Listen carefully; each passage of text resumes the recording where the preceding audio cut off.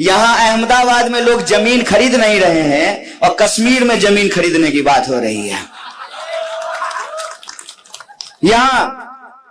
यहां देश में सबसे ज्यादा महंगी बिजली लोगों को खरीदनी पड़ रही है।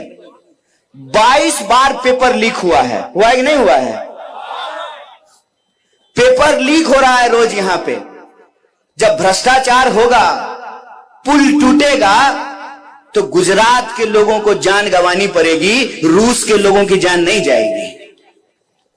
आपकी जो समस्या है, उन समस्याओं से निजात पाना, उन समस्याओं से छुटकारा दिलाना, यह सरकार की जिम्मेवारी है। हम सरकार को टैक्स देते हैं, नमक खरीदते हैं उसमें भी टैक्स देते हैं, चप्पल खरीदते हैं उसमें भी टैक्स देते हैं।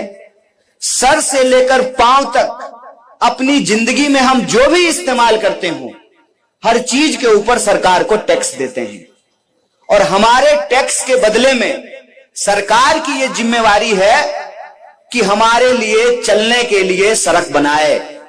यहां सड़क बनती नहीं है, टोल पहले वसूलना शुरू कर देते हैं। आप सोचिए कि जब आप गाड़ी खरीदते हैं तब भी आप रोड टैक्स देते हैं, और जब उस गाड़ी को लेकर के रोड पे जाएंगे तब भी आपको टोल टैक्स देना पड़ता है। ये कौन सा कानून है भैया? इंसान होने की सजा 2-2 बार लोगे क्या? आप हर चीज के ऊपर टैक्स देते हैं। तो ये सरकार की जिम्मेवारी है कि वो आपके लिए चलने के लिए सड़क बनाए।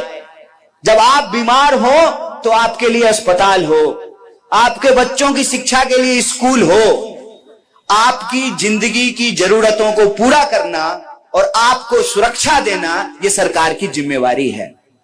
सरकार आजकल जिम्मेवारी नहीं उठाती है, चुनाव के वक्त लोगों को डराती है, डर की राजनीति करती है। चुनाव के वक्त लोगों को उनके पहचान के आधार पर लड़ाती है। चुनाव के वक्त जो लोगों के सवाल हैं, रोजी रोटी, कपड़ा, मकान, शिक्षा, स्वास्थ्य, सड़क, बिजली, पानी, इन चीजों को छोड़ करके दुनिया भर की बात करती है। हमको आपको इस बात पे विचार करना पड़ेगा कि वो कौन सी ऐसी ताकत है, वो कौन सी ऐसी शक्ति है जिसके चलते गृह मंत्री को कल्लोल में आकर के सभा करना पड़ता है। वो कौन सी ऐसी शक्ति है कि 5 साल में एक बार हमारे गांव में हेलीकॉप्टर दिख जाता है ऊपर से चलते हुए।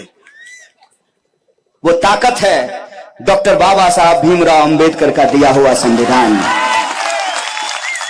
और इस संविधान के चलते, इस संविधान ने आपको एक ताकत दी है कि हेलीकॉप्टर पर उड़ने वाला का भी वोट एक, अब पैदल चलने वाला का भी वोट, तिलक लगाने वाला का भी वोट, और टोपी पहनने वाला का भी वोट, महिला का वोट, पुरुष का वोट, फॉर्च्यूनर पर चलने वाले का, साइकिल पर चलने वाले का। ये अगर वोट का अधिकार नहीं होता ना, तो कोई भी आपके बीच नहीं आता। अगर राजा का बेटा राजा बनता रहता तो चुनाव नहीं होते। और चुनाव 5 साल में इसलिए होता है कि आप ये तय कर सकें कि सरकार 5 साल में क्या काम की है। और अगर सरकार ने काम नहीं किया है तो आप सरकार को बदल दें। रोटी को 5 मिनट क्या अम्मा तवा पे छोड़ देंगे तो क्या होगा? 27 साल से आप लोग रोटी छोड़ दिए हैं, पलट ही नहीं रहे हैं। और उसी का नतीजा है कि सत्ता का अहंकार पैदा हो गया है। वो ये भूल गए हैं कि लोकतंत्र में सरकार चुनने का अधिकार जनता को होता है। टीवी स्टूडियो में सरकार नहीं बनता है। टीवी स्टूडियो में सरकार बन रहा है। अगर टीवी स्टूडियो में ही सरकार बनना है तो फिर चुनाव क्यों होना है? क्यों चुनाव होता है? आप देखिए, बार बार आपके मोबाइल में एक मैसेज आ रहा है कि भाजपा जीत रही है। बार बार टीवी में यह दिखाया जा रहा है कि भाजपा जीत रही है। जब जीत ही रही है तब चुनाव क्यों हो रहा है? जानते हैं ये क्यों होता है? ये इसलिए होता है कि जब आप सुबह उठते हैं, मोबाइल खोलते हैं और उस पर एक प्रचार आए, ठंडा मतलब कोका कोला, फिर आप तैयार होते हैं, काम करने के लिए घर से बाहर निकलते हैं तो बड़ा सा बोर्ड लगा हुआ है, तेंदुलकर जी कह रहे हैं ठंडा मतलब कोका कोला। दोपहर होगी, आपको प्यास लगेगी ना, तो अपने आप आपके दिमाग में म्यूजिक बजेगा, ठंडा मतलब, और आप दुकान पे जाकर के क्या करेंगे? ए भैया एक कोका कोला दे दो। ये जो बार बार बार बार आपको प्रचार करके बताया जाता है ना, तो धीरे धीरे धीरे धीरे आपका दिमाग भी मान लेता है कि ठंडा मतलब अगर कोका कोला होता है तो हमारे पुरखे बेवकूफ थे कि लस्सी पीते थे? बताइए। जो बात हर बार दिखाई जाती है जरूरी नहीं कि वो बात सच होती है। दिखाया तो टीवी में यह भी जाता है कि फेयर एंड लवली लगाने से मुंह गोरा हो जाता है। कितने लोगों का हुआ है? एक आदमी हमको बता दीजिए जिसका फेयर एंड लवली लगाने से मुंह गोरा हो गया हो। अगर ऐसा है तो मेरे पास एक भैंस है, मैं उसको फेयर एंड लवली लगा देता हूं, देखते हैं वो गोरा हो जाता है। ये प्रचार है। मैं प्रचार की बात नहीं कर रहा हूं, और न मैं आपके बीच में प्रचार करने के लिए आया हूं। मैं आपके बीच में आपके वोट का जो अधिकार है ना, मैं प्रचार के नहीं आपके अधिकार की बात करने के लिए आया हूं। और यह अधिकार अगर हमारे पास नहीं होता ना, तो रास्ते में हमको मिले थे जय शाह के पप्पा, जा रहे थे सायरन बजाते हुए, वहीं वहीं करते हुए, तो वो मुझे जेल में डाल देते। पता है उनके आंख में आंख डाल करके सवाल क्यों पूछते हैं? क्योंकि ये संविधान जितना इस देश के गृह मंत्री को अधिकार देता है, उतना ही अधिकार इस देश के किसान के बेटे को देता है कि सत्ता से आंख में आंख डाल करके सवाल पूछे कि बताओ, 27 साल से सरकार चला रहे हो, अब भी लोगों को डरा रहे हो। 2022 में चुनाव हो रहा है, 2002 का गाना क्यों बजा रहे हो? क्यों 2002 का गाना बजा रहे हो? इसलिए बजा रहे हो ना, 2022 में 2002 का गाना इसलिए बजाया जा रहा है ताकि कोरोना की बात भूल जाए। ये गाना इसलिए बज रहा है ताकि कोरोना की बात नहीं हो, ताकि लोग ये सवाल नहीं पूछें कि कोरोना में गुजरात के अंदर 4 लाख लोगों को अपनी जान गंवानी पड़ी, कौन है इसके लिए जिम्मेवार? आपको हम टैक्स दे रहे हैं ना, हर चीज पे टैक्स दे रहे हैं। आपको हम टैक्स दे रहे हैं तो हमको ऑक्सीजन का सिलेंडर क्यों नहीं मिल रहा है? अहमदाबाद के सिविल अस्पताल में जब लोग तड़प रहे थे तो उनको ऑक्सीजन का सिलेंडर क्यों नहीं मिल रहा था? रोगियों के लिए एम्बुलेंस क्यों नहीं मिल रहा था? और जिनकी दर्दनाक मौतें हुई उनको कब्रिस्तान और शमशान में जगह क्यों नहीं मिल रहा था? कौन लेगा इसकी जिम्मेवारी? कोई तो होगा इसके लिए जिम्मेवार, और उसकी जिम्मेवारी नहीं तय की जा सके, इसीलिए क्या किया गया है? नई बोतल में पुराना शराब परोसा गया है। एक सवाल आप हमको पूछ करके बताइएगा, अपने मन में भी सोचिएगा कि 3 मुख्यमंत्री बदल दिए गए। साहब, मुख्यमंत्री ऐसे बदलते हैं जैसे लोग शर्ट बदलता है।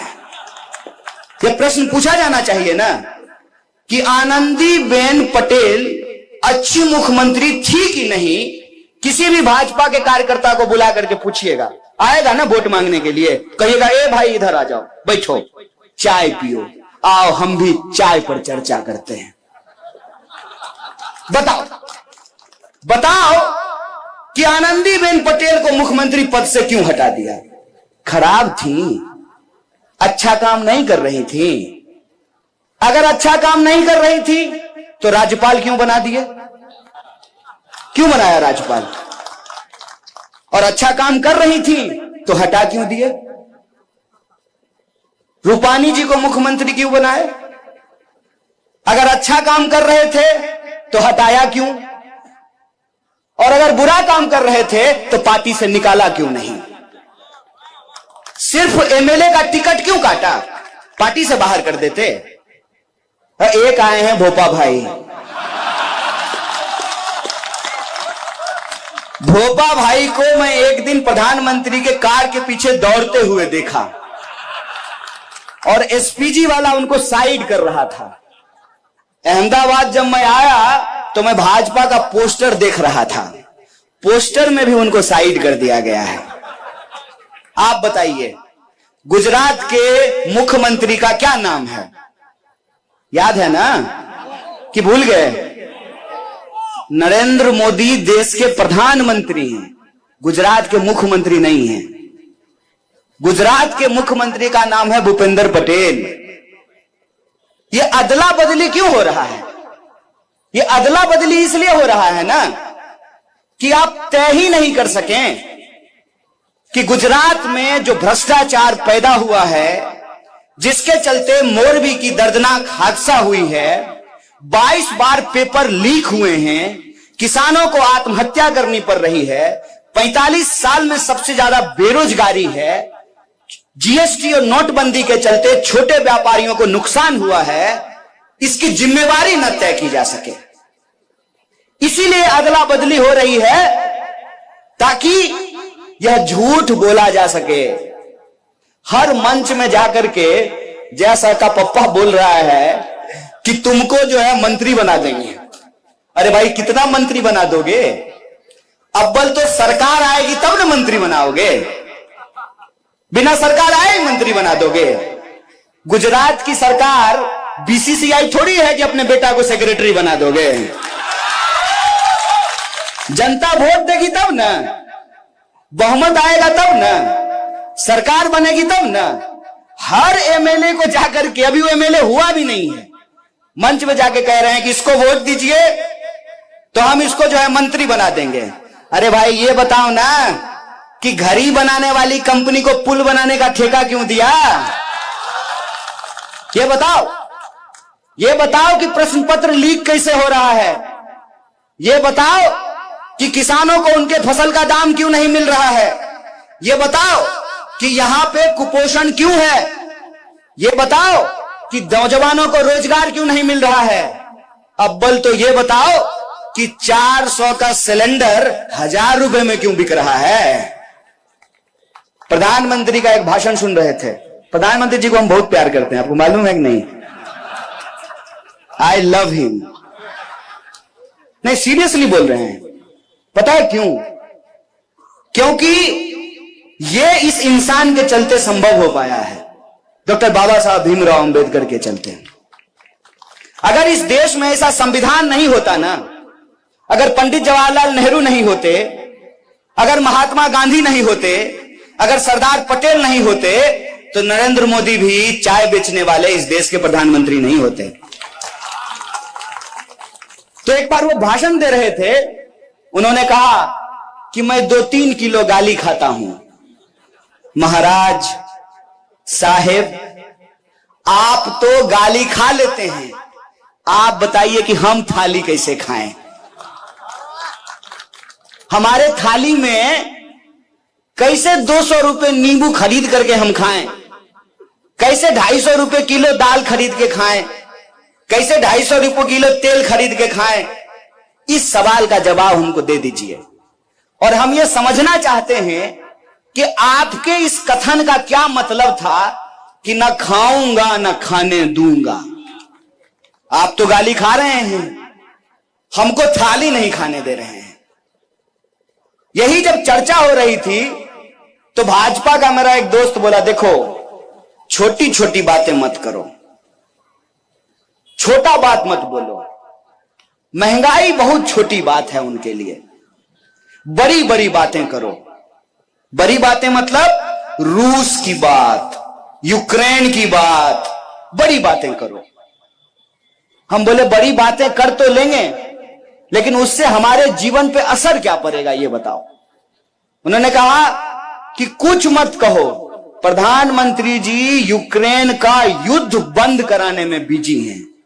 हम बोले प्रधानमंत्री जी यूक्रेन का युद्ध बंद करा रहे हैं, 1000 रुपए सिलेंडर के चलते हमारा चूल्हा बंद हो रहा है। आप तय कर लीजिए। मैंने आपको पहले ही कह दिया मेरी ये हैसियत नहीं है कि मैं आपको समझाऊं। अरे हमारी हालत तो खुद ही खराब है। बिहार यूपी से आकर के यहां अहमदाबाद में रोजगार लेते हैं, तो हम आपको क्या कहेंगे।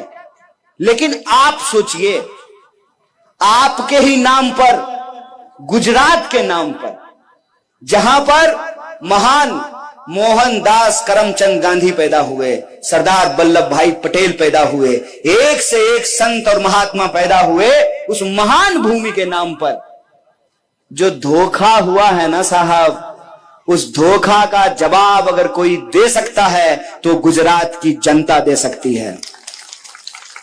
और यह जिम्मेवारी आपके कंधे पे है कि आपको तय करना पड़ेगा कि जब चुनाव हो रहा है और लोकतंत्र में चुनाव हो रहा है, जनता को अगर चुनाव करना है तो यह चुनाव किस मुद्दे पर होगा। अगर इस देश के गृह मंत्री को अपने बेटा के भविष्य के बारे में सोचने का अधिकार है, तो जूता सिलने वाले को भी अपने बच्चे के बारे में सोचने का अधिकार है। अगर मंत्री बनने से किसी का बेटा टैलेंटेड हो सकता है, बीसीसीआई का सेक्रेटरी हो सकता है बिना क्रिकेट खेले ही, तो इस देश के आम लोगों को भी यह अधिकार है कि उसके बच्चे को शिक्षा मिले और शिक्षा लेने के बाद उसकी योग्यता के आधार पर उसको काम मिले ताकि वो आत्मसम्मान से अपनी जिंदगी को जी सके। सारे मुद्दे गायब कर दिए गए हैं।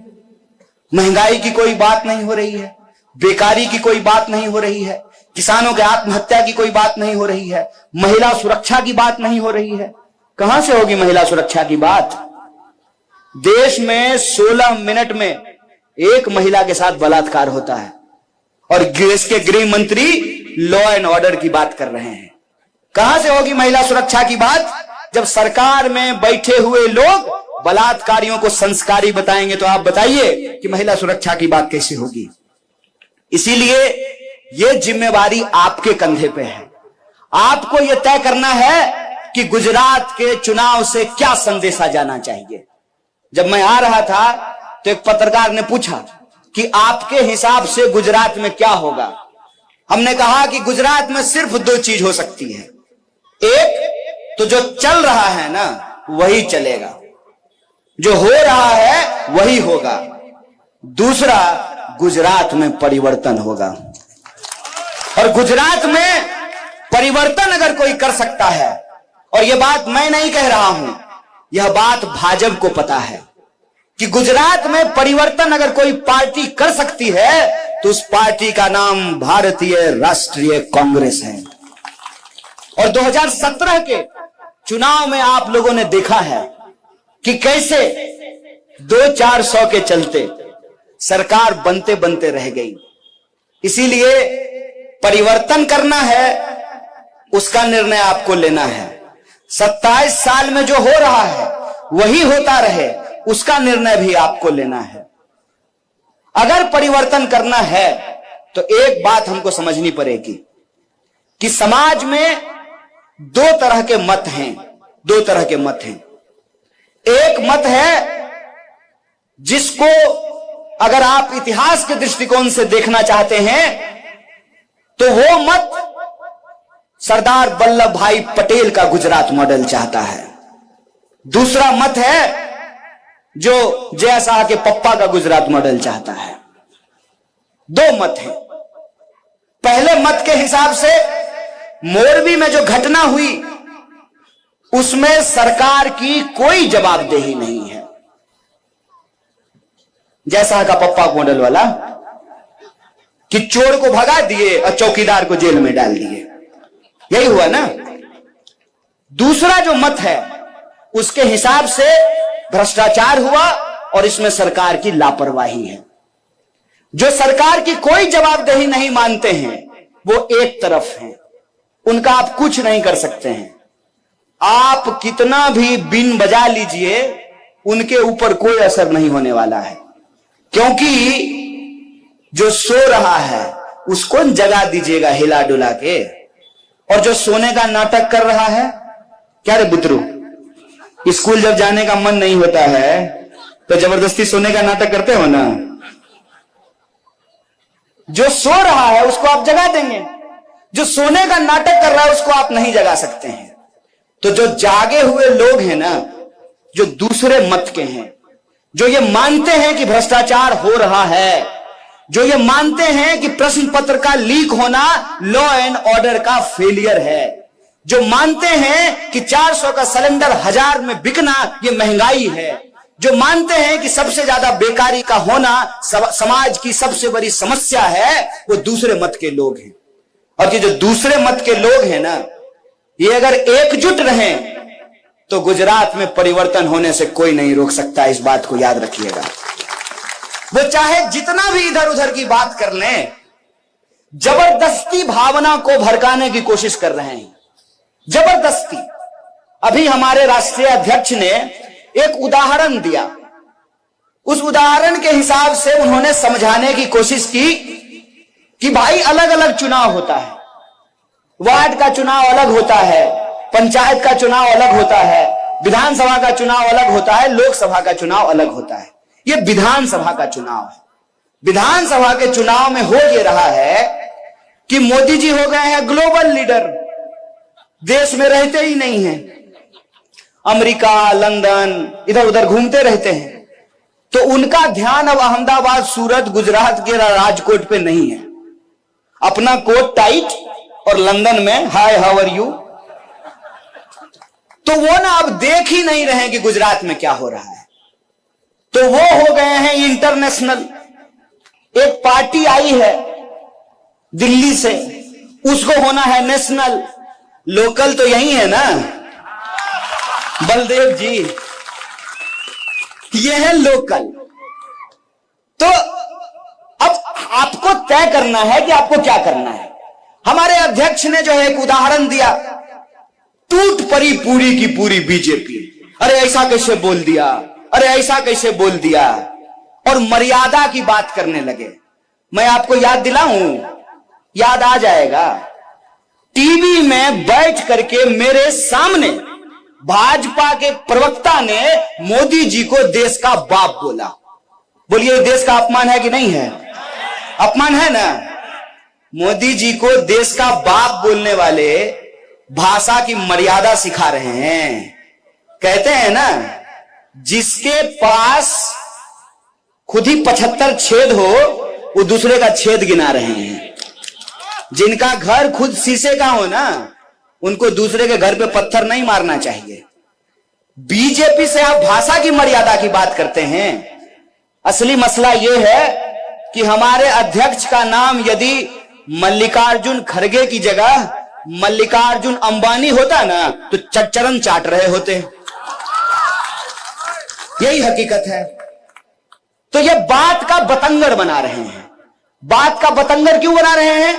क्योंकि इनके पास कोई मुद्दा नहीं बचा है।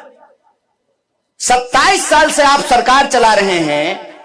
बच्चा जो पैदा हुआ वो 27 साल का हो गया। 5-6 साल वैलेंटाइन डे मना लिया, आई लव यू टू। शादी हो गई, अब उसके बच्चे हो गए हैं।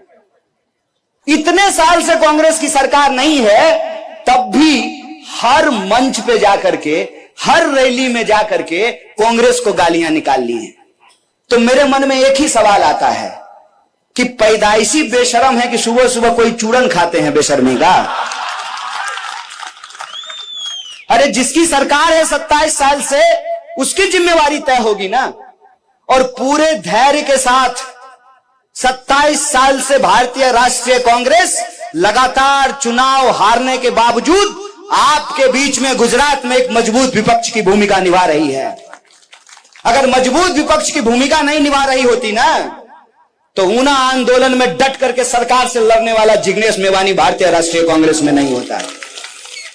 कोई भी जो लड़ने वाला है, संघर्ष करने वाला है, जो सत्ता के सामने दलाली नहीं करता है, लोभ नहीं करता है, बिकता नहीं है, वो आज राहुल गांधी के नेतृत्व में भारत को बचाने की लड़ाई लड़ रहा है।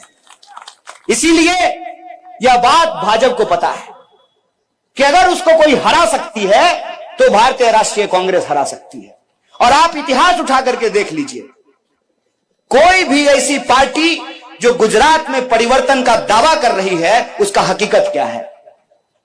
आम आदमी पार्टी दिल्ली में किसको हरा के सरकार बनाई? कांग्रेस को। पंजाब में किसको हरा के सरकार बनाई? भाजपा को हराई है।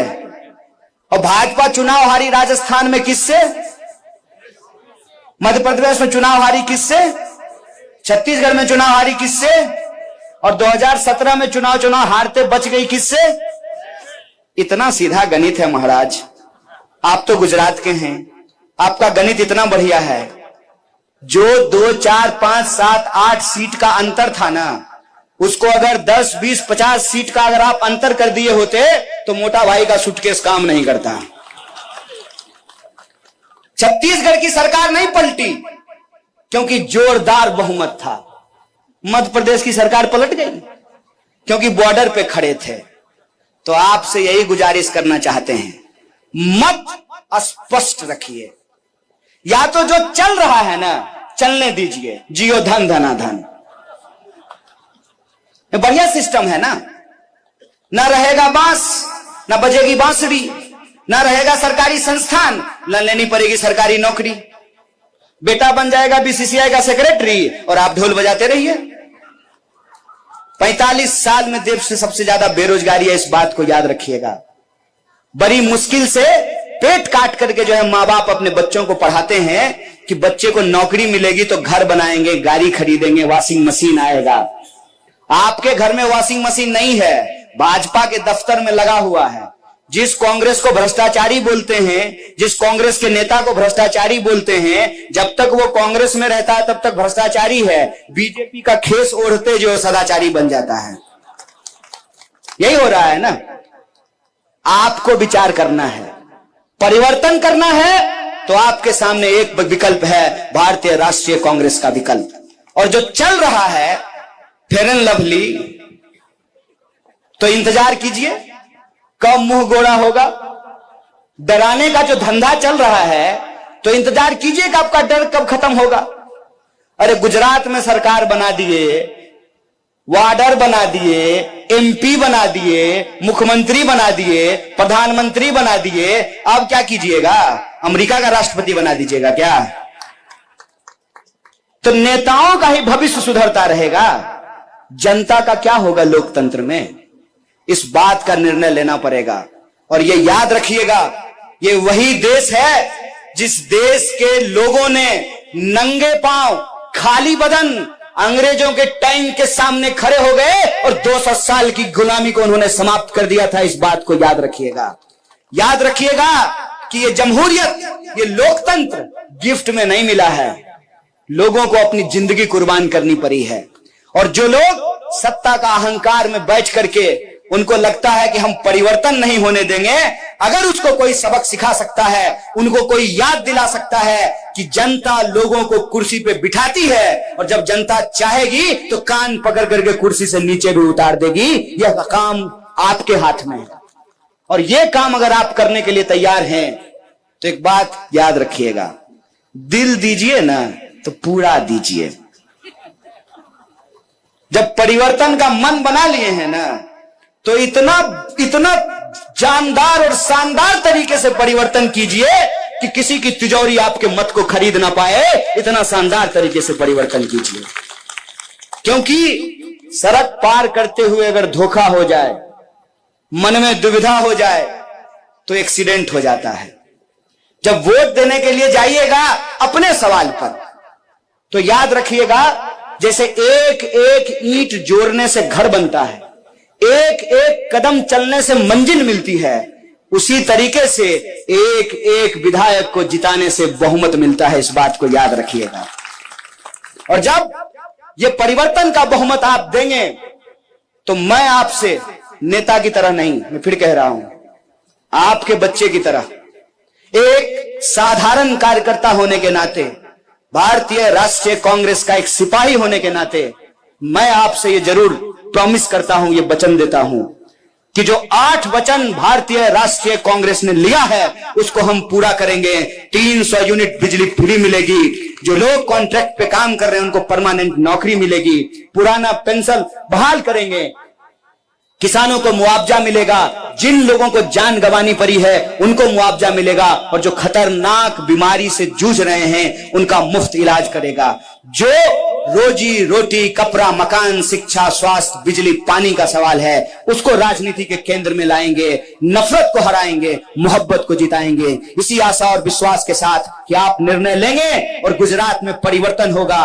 देश ही नहीं, पूरी दुनिया देख रही है कि सरदार की धरती और गांधी की धरती से एक मोहब्बत का संदेशा आने वाला है। इसी आशा और उम्मीद के साथ एक बार फिर से आप तमाम लोगों का, जिन लोगों तक हमारी आवाज पहुंच रही है, आपको बहुत बहुत धन्यवाद, शुक्रिया। इनकलाब जिंदाबाद। जय हिंद, जय गुजरात।